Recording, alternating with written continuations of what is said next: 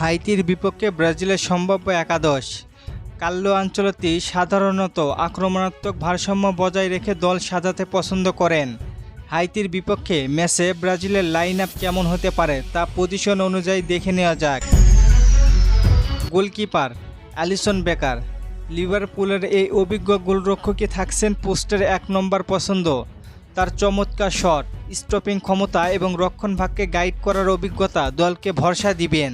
দানিলো right back, রক্ষণ ও আক্রমণের ভারসাম্য বজায় রাখতে ডান প্রান্তে অভিজ্ঞ দানিলোর খেলার সম্ভাবনাই অনেক বেশি, কারণ ইবানিজ একটি হলুদ কার্ড খাওয়া রয়েছে। সেই কারণে কোচ কার্লো আনচেলত্তি কোনোভাবেই রিস্ক নিতে চাইবেন না।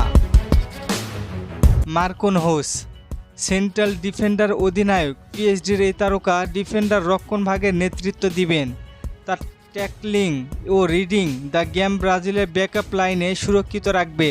গ্যাব্রিয়েল মাগালেস সেন্ট্রাল ডিফেন্ডার, আর্সেনালের হয়ে দুর্দান্ত মৌসুম কাটানো এই সেন্টার ব্যাক মার্কোনহোসের সাথে জুটি বাঁধবেন। এরিয়াল বল পজিশনে তিনি বেশ শক্তিশালী। অ্যালেক্সান্দ্রো লেফট ব্যাক, রক্ষণভাগকে পূর্ণতা দিতে বাম প্রান্তে অভিজ্ঞ এই ফুলব্যাককে দেখে যেতে পারে, কারণ ডগলাস সান্তোকে বড় ম্যাচের জন্য হয়তো কার্লো আনচেলত্তি বসে রেখেছেন।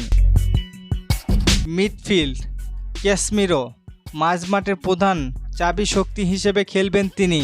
হাইতির আক্রমণগুলো শুরুতেই নাকচ করা এবং রক্ষণভাগকে বাড়তি সুবিধা দেওয়াই হবে তার মূল কাজ। ব্রুনো গুইমারেস ক্যাসমিরের সঙ্গী হিসেবে মাঝমাঠ থেকে বলের যোগান দিবেন নিউক্যাসলের এই মিডফিল্ডার। তার পাসিং রেঞ্জ এবং হোল্ডিং মিডফিল্ডে খেলার দক্ষতা মাঝমাঠের নিয়ন্ত্রণ ব্রাজিলের পক্ষে রাখবে।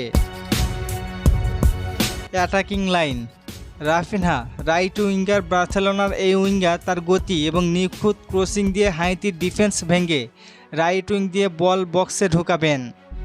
এবং Neymar junior attacking midfielder number 10 playmaker হিসেবে স্ট্রাইকারের ঠিক পিছনেই খেলবেন তিনি। উইঙ্গার এবং স্ট্রাইকারদের উদ্দেশ্যে ফাইনাল পাস বা থ্রো বল দেওয়ার মূল দায়িত্ব থাকবে তার কাঁধে। Vinicius junior left winger, Real মাদ্রিদের এই সুপারস্টার বর্তমানে ব্রাজিলের আক্রমণ ভাগের সবচেয়ে বড় অস্ত্র। তার গতি, ড্রিবলিং এবং 1-to-1 সিচুয়েশনে ডিফেন্ডারদের পরাস্ত করার ক্ষমতা হাইটি ডিফেন্সের জন্য সবচেয়ে বড় হুমকি হবে। নাম্বার 9 পজিশনে থাকবে ম্যাথিউস কুনহা। আক্রমণ ভাগের প্রধান স্ট্রাইকার হিসেবে কার্লো আনচেলত্তি ম্যানচেস্টার ইউনাইটেডের ম্যাথিউস কুনহাকে দিয়েই শুরু করতে পারেন। তবে সাবস্টিটিউট হিসেবে ফর্মে থাকা তরুণ তুর্কি এন্ড্রিক যে কোনো সময় ম্যাচে বড় প্রভাব ফেলতে পারেন।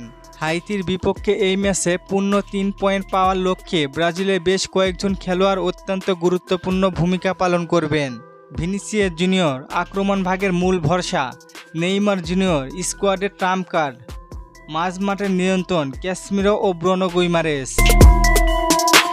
হাইতির বিপক্ষে নিশ্চিতভাবে ব্রাজিল হট ফেভারিট হয়ে মাঠে নামবে, তবে বড় টুর্নামেন্টে কোনো দলকে হালকাভাবে নেওয়ার সুযোগ নেই। কার্লো আনচেলত্তির কৌশল হবে ম্যাচ জুড়ে বল পজিশন ধরে রাখা এবং হাই প্রেসিং ফুটবল খেলা। সব মিলিয়ে ব্রাজিলের এই একাদশ অত্যন্ত ভারসাম্যপূর্ণ, অভিজ্ঞতা এবং তরুণের এক দারুণ মিশ্রণ রয়েছে এই স্কোয়াডে, যা হাইতির ডিফেন্সের পরীক্ষা নেওয়ার জন্য সম্পূর্ণ প্রস্তুত।